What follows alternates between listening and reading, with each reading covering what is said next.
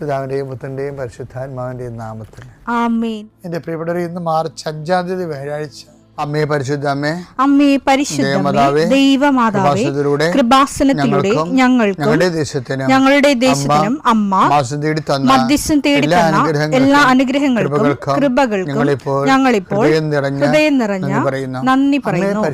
അമ്മേ പരിശുദ്ധമേ, ദൈവമാതാവേ, 2004 ഡിസംബർ 7 ഉച്ചകഴിഞ്ഞ് 2:30 കൃപാസനത്തിൽ സംഭവിച്ച അമ്മയുടെ പ്രത്യക്ഷപ്പെടലിനെ കുറിച്ച് തിരുസഭയ്ക്ക് സമർപ്പിച്ചിരിക്കുന്ന പഠനരേഖകളുടെ മേൽ സഭാത്മകമായ പഠനം ആരംഭിക്കുവാൻ ഞങ്ങൾ പ്രാർത്ഥിക്കുന്നു. അമ്മേ പരിശുദ്ധമേ, ഭൂസ്വർലോകങ്ങളുടെ രാജ്ഞിയായ അങ്ങേയ്ക്ക് ഭൗമസംരക്ഷണത്തിനായി പ്രപഞ്ചപ്രകൃതിയെ തന്നെ തിരുസഭ പ്രതിഷ്ഠിക്കുവാൻ ഈ പ്രത്യക്ഷീകരണം വഴി ഇടയാക്കണമേ. പരിശുദ്ധമേ, ജപമാല മാതാവേ, സകല കൃപാസനം പ്രാർത്ഥനയോടും ചേർത്ത് ഞങ്ങളിപ്പോൾ പ്രാർത്ഥിക്കുന്ന ഈ കുടുംബത്തിന്റെ പ്രത്യേക നിയോഗം പറ മക്കളെ.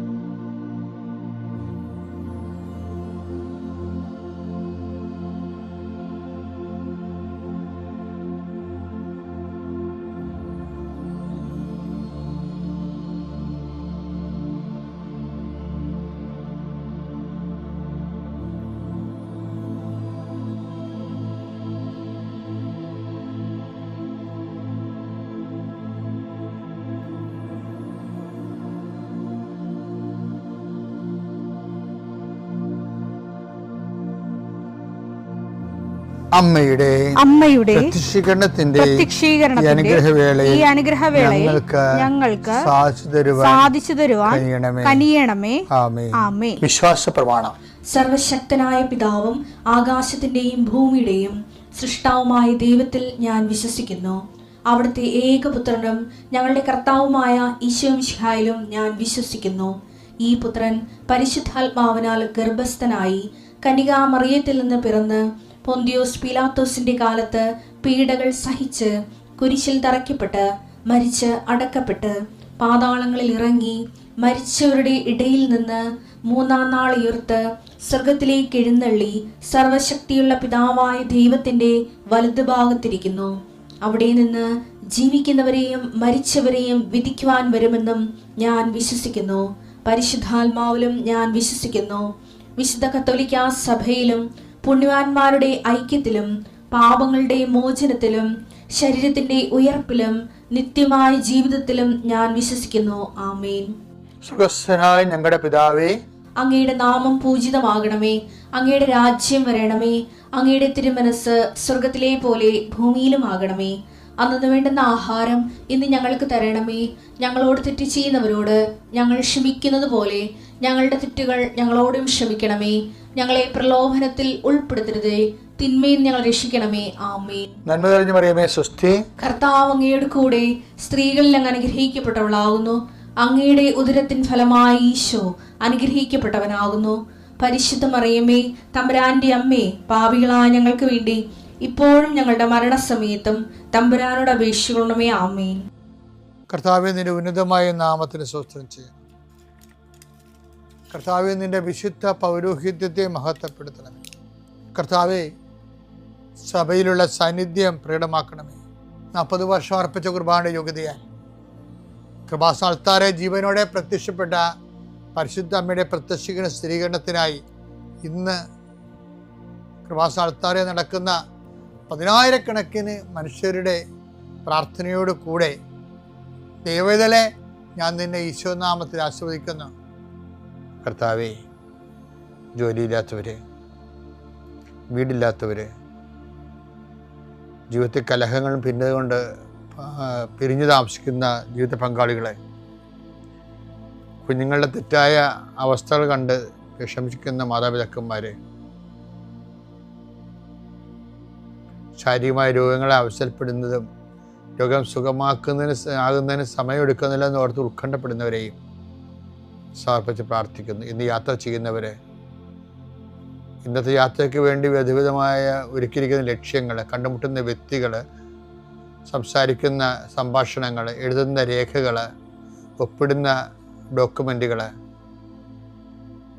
പങ്കെടുക്കുന്ന ഇൻ്റർവ്യൂകൾ, സെൻഡ് ചെയ്യുന്ന മെസ്സേജുകൾ എല്ലാം കർത്താവിൻ്റെ കൃപയാൽ നിറയപ്പെടാനും നീ ഇന്ന് തിരികെ എത്തുന്ന സമയത്ത് കർത്താവിൻ്റെ കൃപ നിന്നെ നിറഞ്ഞു നിന്നുകൊണ്ട് സന്തോഷം വന്ന് ഉറങ്ങുവാനും ഇന്നത്തെ ദിവസം മുൻനിർത്തി നീ കണ്ടുമുട്ടുന്ന ഓരോ നിമിഷങ്ങളെയും, നിൻ്റെ ഓരോ സമയങ്ങളെയും, സന്ദർഭങ്ങളെയും, എല്ലാം സംരംഭങ്ങളെയും പരിശുദ്ധമ്മ ദൈവമാതാവിൻ്റെ മധ്യസ്ഥത്തിൽ രാത്രിയും തിരിച്ചെത്തുന്നവരെ കർത്താവിൻ്റെ നാമത്തിൽ മാതാവിൻ്റെ മധ്യസ്ഥതയും ഞാൻ നിൻ്റെ ജീവിതത്തെയും നിൻ്റെ കുടുംബത്തെയും ഈശോ നാമത്തെ ആശീർവദിക്കുന്നു. ഈ പാഷൻ നെറേറ്റീവ്സ് ഇല്ലേ, വീടാനുഭവ പ്രവചനങ്ങൾ, ഉയർത്തെഴുന്നേൽപ്പിനെ കുറിച്ച് ഈശോ വധിക്കപ്പെടുമെന്ന് പറയുമ്പോൾ തന്നെ അവർ ഷോക്കായി. പിന്നെ ഉയർത്തെഴുന്നേൽപ്പിനെ കുറിച്ച് അവർക്ക് അത്ര ബോധമല്ല, പക്ഷെ അത് നിഗൂഢമായിട്ട് അവിടെ ഇരിക്കുക. അതുകൊണ്ട് അവർക്ക് ബോധമല്ലെങ്കിലും അവരെ ലളിതമാക്കി ഈശോ അത് കൊടുക്കണില്ല. ആ വചനം കഠിനമായിട്ട് തന്നെ ഇരിക്കുകയാണ്. അതാണ് ലൂക്ക 45 അവർക്ക് ഈ വചനം മനസ്സിലാക്കാൻ പ്രവചനം മനസ്സിലായില്ല. അവർക്ക് മനസ്സിലാക്കാൻ സാധിക്കാത്ത വിധം അത് അത്ര നിഗൂഢമായിരുന്നു. ആ നിഗൂഢ വചനമാണത്. ഇപ്പൊ നിഗൂഢ വചനങ്ങളുണ്ട്. അതിനുശേഷം ഇപ്പൊ നിഗൂഢ വചനങ്ങള് കർത്താവിന്റെ ഉയർപ്പിനെ കുറിച്ചുള്ള വചനങ്ങൾ ഈ ഒക്കൾട്ടായിട്ട് മാറണത്. ഈ ഒക്കൾട്ടായിട്ട് വരുന്ന ഗൂഢവചനങ്ങളെയാണ് ശരിക്കും താബോർ ആ മുദ്രവെച്ച വചനത്തിൻ്റെ സീല് പൊട്ടിക്കണത്. അതാണ് മോശയെ കാണിക്കുന്നുണ്ട്, താബോറിൽ ഏലിയയെ കാണിക്കുന്നുണ്ട്. ഉയർപ്പ് എന്താണെന്ന് മനസ്സിലാകും. ഏലിയ 700 കൊല്ലം മുമ്പും മോശ 1200 കൊല്ലം മുമ്പും എടുക്കപ്പെട്ട ആൾക്കാരാണ്. അപ്പോൾ അവർ ഉയർത്തെഴുന്നേറ്റ് നിൽക്കുകയാണ് കർത്താവിൻ്റെ കൂടെ. ഈ കാഴ്ച പറയണത് പിന്നെ താഴേക്ക് വരുമ്പോൾ പറയും, ഇതുപോലെ ഞാനും ഉയർക്കും. പറഞ്ഞു, ഇതുപോലെ ഞാനും ഉയർക്കും, പക്ഷെ ഞാൻ ഉയർക്കണവരെ കണ്ട കാഴ്ച ആരോടും പറയരുത്. ഇത് മനോഹരമാണെന്ന ബൈബിള്. മർക്കോസ് 9:9 അവർ കണ്ട കാര്യങ്ങൾ മനുഷ്യപുത്രൻ മരിച്ചവരിൽ നിന്ന് ഉയർക്കുന്നത് വരെ ആരോടും പറയരുതെന്ന് മലയിൽ നിന്നിറങ്ങിപ്പോരുമ്പോൾ അവൻ അവരോട് കൽപ്പിച്ചു. ഇപ്പൊ ഇവിടെ മനസ്സിൽ സംശയം ഉണ്ടായില്ല ഉയർത്തെഴുന്നേൽപ്പ് എന്താണ്. പക്ഷെ അത് നിഗൂഢ വചനമല്ലേ. ഇത് ശരിക്കും ഗൂഢമായിട്ട് തന്നെ പോവുകയാണ്. കാര്യം മരിച്ചെന്ന് ഉയർക്കുക എന്താണെന്ന് ഈ മോസസിനെ കണ്ടിട്ടും ഏലിയാവിനെ കണ്ടിട്ടും ഈ കക്ഷികൾക്ക് മനസ്സിലായില്ല. അതാണ് താബോറിൽ നിന്ന് ഇറങ്ങി വരുമ്പോൾ ഈ കാഴ്ച, ഞാൻ ഉയർത്തെഴുന്നേൽക്കുന്നവരെ ആരോടും പറയരുതെന്ന് ഈശോ പറയുമ്പോഴും അങ്ങനെ പറയുന്നുണ്ടെങ്കിലും ഈ വചനം ഗൂഢമായിട്ടിരിക്കുന്നു എന്നുള്ള സൂചനയാണ് അവരുടെ സംശയത്തിന് വരണത്. എന്താണ് അവർ പറയണത്? 9:10 താബോറിൽ നിന്ന് ഇറങ്ങി കർത്താവ് പറഞ്ഞു, ഈ കാഴ്ച നിങ്ങൾ മാത്രം കണ്ടതാണ്, ഇത് ആരോടും പറയരുത്, ഞാൻ ഉയർത്തെഴുന്നേൽക്കുന്നവരെ എന്ന് പറഞ്ഞപ്പോൾ ഈ മോസസിനെ ഏലിയാവിനെ അവരെ കണ്ടില്ലേ ഉയർത്തെഴുന്നേറ്റ ആൾക്കാരാ. എന്നിട്ട് പോലും മനസ്സിലായില്ല. കാര്യം എന്താണ്? അത് നിഗൂഢ വചനമാണ്. അതാണ് പറയണത്. 9:45 പറയണില്ലേ, ആ വചനം ഗൂഢമായിരുന്നു എന്ന്. ഇപ്പൊ എന്താ പറയണത്? 9:10 എന്താ പറയണത്? മരിച്ചവരിൽ നിന്ന് ഉയർക്കുക എന്നത് എന്താണെന്ന് ചിന്തിച്ചുകൊണ്ട് അവർ ഈ വചനം രഹസ്യമായി സൂക്ഷിച്ചു. ഇതാണ് വിഷയം. ഇത് ഈശോയുടെ മനസ്സിനെ വളരെ തളർത്തിയിട്ടുണ്ട്. ഇതിൻ്റെ ഒരു മാനസിക അന്തരീക്ഷം വളരെ വല്ലാത്തതാണ്. ഈ 3 പേരെയും, യാക്കോബിനെയും യോഹന്നാനെയും പത്രോസിനെയും കർത്താവിന് ഉയർത്തെഴുന്നേൽപ്പിന് പകരം അതിൻ്റെ ഡമ്മി ആയിട്ട് ഡെമോ കാണിച്ചു. ആര്? ഏലിയാവിനെയും കാണിച്ചു. ഉയർത്തുന്നത് ഏലിയാവിനെയും മോസസിനെയും കാണിച്ചിട്ട് പറഞ്ഞു, ഇതുപോലെ ഞാൻ ഉയർത്തെഴുന്നേൽക്കും, പക്ഷെ ഞാൻ ഉയർത്തെഴുന്നേൽക്കുന്നവരെ ഈ കണ്ട കാഴ്ച പറയരുത്. അപ്പോഴും ഈ ഇവരെന്താ പറയണത്? ഉയർത്തെഴുന്നേൽക്കുന്നത് എന്താണെന്ന് ചിന്തിച്ചത്. ഇതല്ലേ ഉയർത്തെഴുന്നേൽപ്പെന്ന് പറയണത്. അത് മനസ്സിലാക്കാൻ അത് മറയപ്പെടുകയാണ് ഇവർക്ക്. അത് അവരുടെ പരാധീനത തന്നെയാണെന്ന് എനിക്ക് തോന്നുന്നത്. എന്താ കാണിച്ചത്? താഴെ വരുമ്പോൾ ഈ അപസ്മാര രോഗി, അതിന് വേറെ ഒരു പരാജയവും തോൽവി നിൽപ്പുണ്ട്. അപസ്മാര രോഗിനെ ചികിത്സിച്ചും പ്രാർത്ഥിച്ചും പരാജയപ്പെട്ട് നിൽക്കുന്ന 9 ശിഷ്യന്മാർ വേറെ. ഏലിയാവിനെയും മോസസിനെയും കണ്ടിട്ടും ഉയർത്തെഴുന്നേൽപ്പ് എന്താണെന്ന് മനസ്സിലാകാത്ത 3 ശിഷ്യന്മാർ തൻ്റെ കൂട്ടത്തിൽ. ഈ 12 പേരും കൂടിയപ്പോഴേ കർത്താവ് എന്താ പറഞ്ഞത്? ഇത്ര കാലം ഞാൻ നിങ്ങളുടെ കൂടെ ഉണ്ടായിരിക്കും. കാര്യം തന്നെ ഈ 2 കക്ഷികൾക്കുള്ള പ്രശ്നം എന്താണ്? ഇവരാരും വിശ്വസിക്കണില്ല. അതാണ് ഈശോ ചോദിക്കുന്നത്. ആ അവസ്മാ രോഗി വന്ന് അപ്പം വന്ന് പറയരുത്, നിനക്ക് വല്ലതും സാധിക്കുമെങ്കിൽ എൻ്റെ മകനെ സുഖപ്പെടുത്തി ഞങ്ങളെ സഹായിക്കാൻ പറയും. അപ്പം കർത്താവ് നിൻ്റെ ശിഷ്യന്മാരുടെ അടുത്ത് കൊണ്ടുവന്നു, പക്ഷെ അവർക്ക് ഒന്നും ചെയ്യാൻ കഴിഞ്ഞില്ലെന്നൊക്കെ പറയാണ്. അപ്പം കർത്താവ് ചോദിക്കും, എത്ര കാലം ഞാൻ നിങ്ങളോട് ഉണ്ടായിരിക്കും? മത്തായി 17:17 യേശു പ്രതിവചിച്ചു, വിശ്വാസമില്ലാത്തതും വിശ്വാസമില്ലാത്ത ഈ 9 പേര് മാത്രമല്ലേ, താബോറിൽ നിന്നിറങ്ങിയ ആ കക്ഷികൾക്കും വിശ്വാസക്കുറവുണ്ട്. എന്താണ്? ഇതുപോലെ മോശത്തിനും ഏരിയാനും പോലെ ഞാൻ ഉയർത്തെഴുന്നേൽക്കുമെന്ന് പറഞ്ഞപ്പോഴും, എൻ്റെ ഉയർത്തെഴുന്നേൽപ്പ് കഴിഞ്ഞിട്ട് ഈ ദൃശ്യം പറയാമെന്ന് പറഞ്ഞപ്പോഴും അവരപ്പോഴും ചിന്തിക്കുകയാണ്, എന്താണ് ഉയർത്തെഴുന്നേൽപ്പ്? അത് വിശ്വാസത്തിലാൽ മനസ്സിലാക്കേണ്ട കാര്യമാണെന്നാണ് ഈശോ പറഞ്ഞത്. അതുകൊണ്ടാണ് ഇപ്പൊ ഈശോ ഈ തോറ്റ 12 പേരെ ഒരുമിച്ച് നിർത്തിക്കൊണ്ട് പറയും, വിശ്വാസമില്ലാത്തതും വഴിപിഴച്ചതുമായ തലമുറയെ എത്ര നാൾ.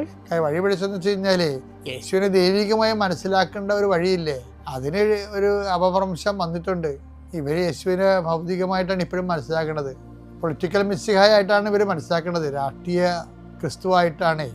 ക്രിസ്തു റോമ സാമ്രാജ്യത്തിനെ തച്ചുടച്ചിട്ട് അവിടെ രാജാവാകുമ്പോൾ തങ്ങൾക്കും രാജാവാകാൻ മന്ത്രിയാകാൻ പറ്റുമെന്ന് പറഞ്ഞുകൊണ്ടൊരു ഒരു സ്കൂളിലെ നമ്മുടെ സബരി പുത്തന്മാരുടെ അമ്മയുണ്ടാക്കിയ നടത്തുന്ന ഒരു സ്കൂള്, അവരാണല്ലേ ഈ വിധത്തിൽ മുഴുവനും പ്രശ്നം ഉണ്ടാക്കിയത്. ആ സ്കൂളിൽ തന്നെയാണ് ഈ അണ്ണന്മാർ ഇപ്പോഴും. അതുകൊണ്ടാണ് അവർക്ക് ഉയർപ്പിൽ വിശ്വസിക്കാൻ പറ്റുന്നില്ല. എന്നിട്ട് ഈശോ ചോദിക്കുന്ന ഒരു ചോദ്യം നമ്മുടെ ചങ്കയിൽ കൊള്ളും. അതാണ് എന്നെ അത് വല്ലാതെ ബാധിച്ചിട്ടുള്ളത്.